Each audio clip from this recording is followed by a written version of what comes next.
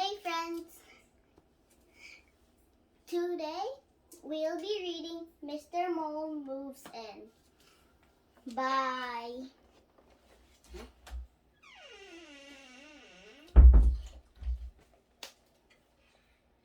Lesley-Anne Green, I don't know, or it's Juniper Hollow.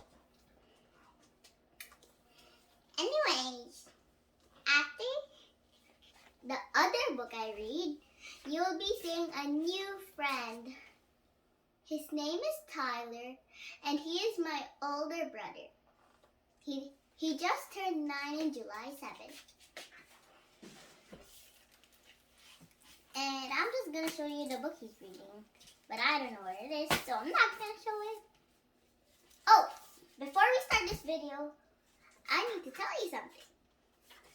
Yesterday, I went to Story Fusions Festival, and I made this fan because it was a very hot day. Oh, and this you see is also something. And I call him Lucky Jane because I was lucky and this was the last one to get before the station was closing. I'll just fan a bit of myself now. Okay, that's enough. Mr. Mole Moves In, I think by Lesley-Anne Green. Because there's two names. Leslie and Juniper. Should I read this? Okay.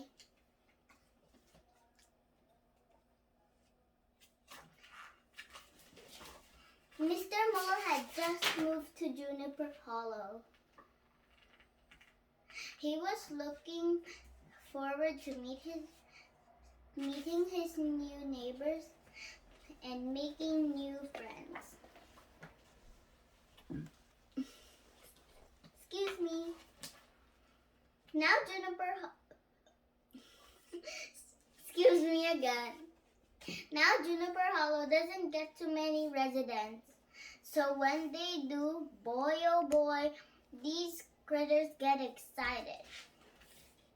That's why Raccoon had been playing in the grassy field by Mr. Mole's house, waiting for a chance to meet him.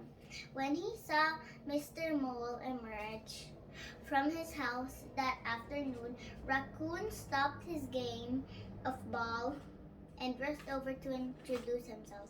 Hi, I'm Raccoon. Nice to meet you. This would be you, and this would be me. You would be Raccoon and say, Hi, I am Raccoon. Hi, I am Raccoon. It sure is nice to meet you, said Raccoon, sticking out his paw. I'm Mr. Mole. I just moved here from Moletown, and the pleasure is all mine, said Mr. Mole, taking hold of a tree branch and giving it a good shake. Okay, let's put my buddy here first.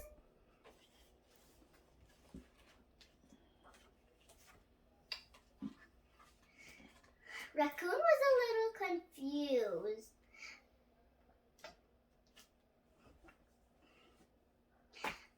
I guess that's how they do things in Moletown, he said to himself. He was still thinking about that paw shake when he ran into Rabbit and their bunnies on their way to town. Raccoon told him all about meeting Mr. Mole. As they were chatting, they saw Mr. Mole heading their way. But instead of walking toward them, he walked right into a fence. Oh, I beg your pardon, said Mr. Mole to the fence post. Mr. Mole must be silly. Well, he must not know what things are in this town yet because he just moved. Just like when I just moved here in Canada. I'm from the Philippines. I'm Filipino. And this is a Filipino book that I will not be reading until tomorrow. Did you hear how polite Mr. Mole was? Rabbit said, turning to her bunnies. Yes, Mama, they chorused.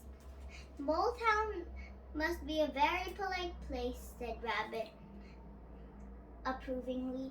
She quickly hopped to Mr. Mole, hoping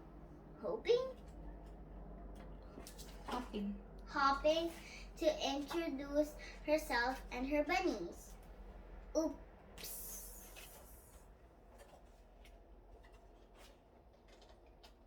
There. They had almost caught up to Mr. Mole when they saw him speaking with Giraffe outside the general store. Of course, being a polite critter herself, Rabbit wasn't about to interrupt. What a beautiful baby, Mr. Mole said, looking sweetly at the watermelon Giraffe was holding.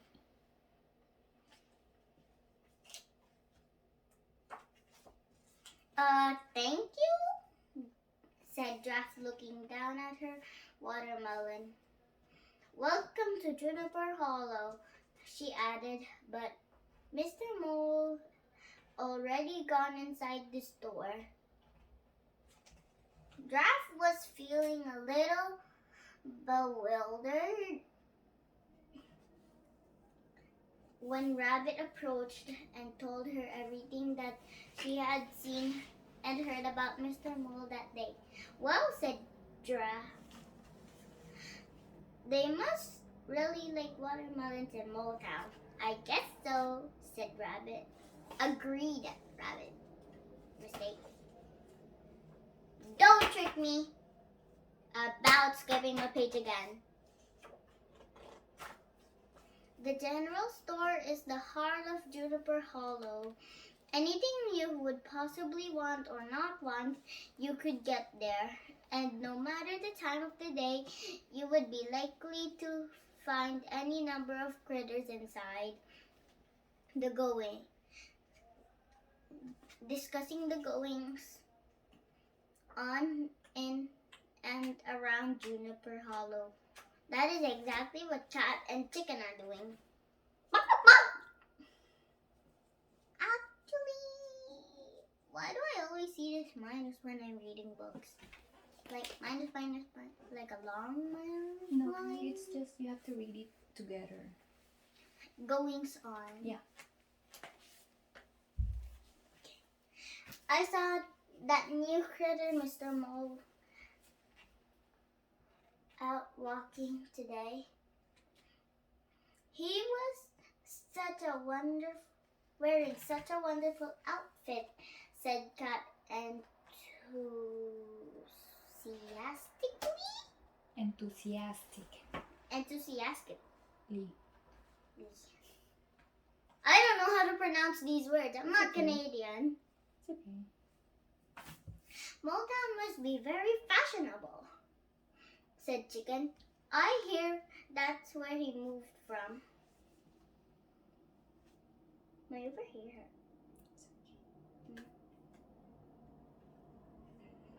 Cat was thinking about Mr. Mole's colorful sense of style when in walked Mr. Mole himself, followed by the rabbit and bunnies.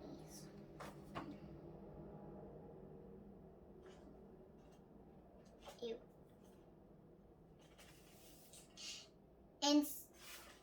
Hold on, I'm just making sure. Yep. Inside, Mr. Mole began to fill his cart with cans of worms. Ew. Delicious, he murmured. Ew. I don't want to eat worms. But moles want to. They're underground people. Animals. Can I interest you in a fishing rod to go with those? Asked Bear. No, thank you, Mr. Mole. I'm not much of a fisherman. If Mr. Mole was a woman, fisherwoman, that's funny. But do they still call them fishermen if they're women? Probably. Bear wasn't sure what to make of that. But before he had a chance ask questions. Rabbit hopped forward to introduce herself and her bunnies. Well, well, well! Do I have to read it out loud? Exclaimed Mr. Mole. Well, well, well! Exclaimed Mr. Mole.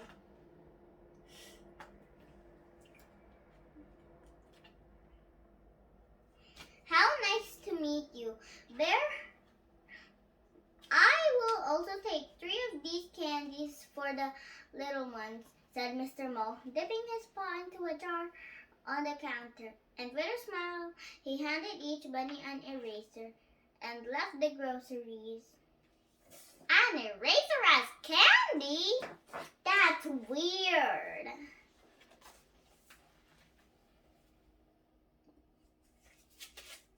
Rabbit considered the erasers for a moment. Maybe they chew them like bubble gum in Mole Town, she said. The bunnies weren't so sure about that. They decided they would save their candies for later, so as not to seem rude, and put them in their pockets.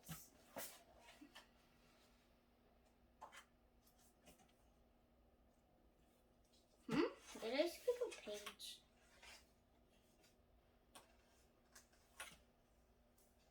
I think it was this one.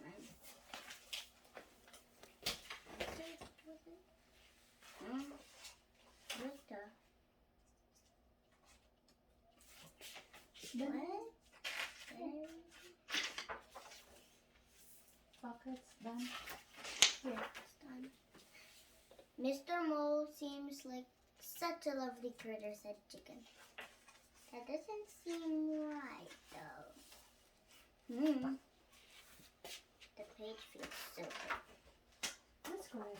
It's okay. Just read. Mr. Mole seems like such a lovely critter, said Chicken.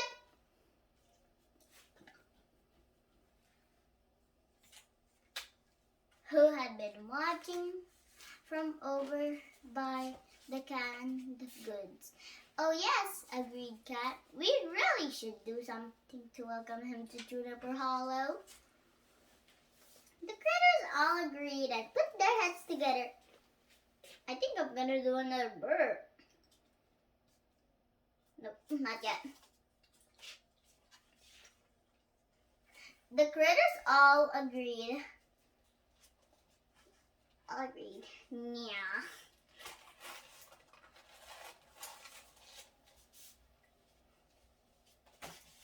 The critters all agreed and put their heads together to come up with something.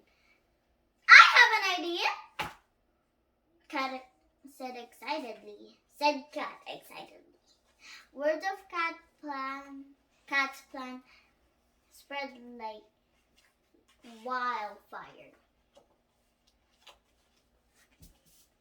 The next day, the critters of Juniper Hollow gathered together to make their way to Mr. Mole's house. As they approached, they could see Mr. Mole peeking out from behind the curtains. They were surprised to find that he looked a little scared.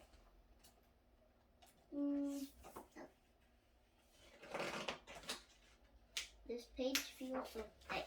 Yeah, it's okay. Move. Mr. Mole, it's just us critters. Come to welcome you to Juniper Hollow, called Cat.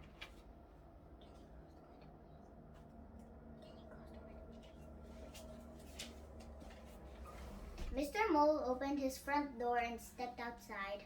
We've brought you a welcome basket, said Giraffe. Oh, how lovely, said Mr. Mole, relieved they were a friendly mob.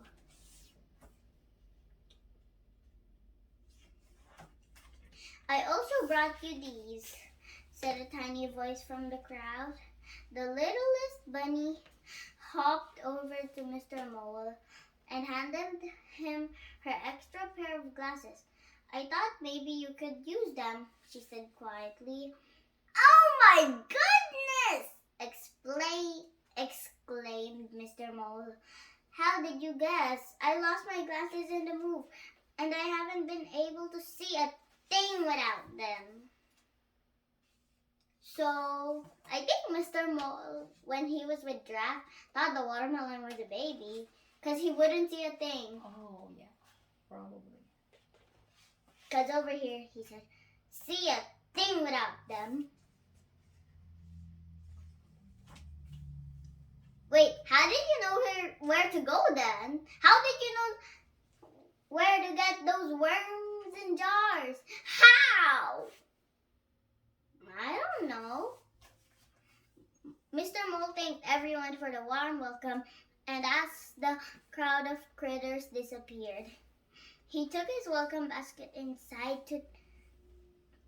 the house. Once inside, he eagerly opened the basket and found it filled with the most curious things. Branches, erasers, a watermelon? What? This looks like a pie. I think it's a button though. Then he smiled to himself. I guess that's just how they do things in Juniper Howl.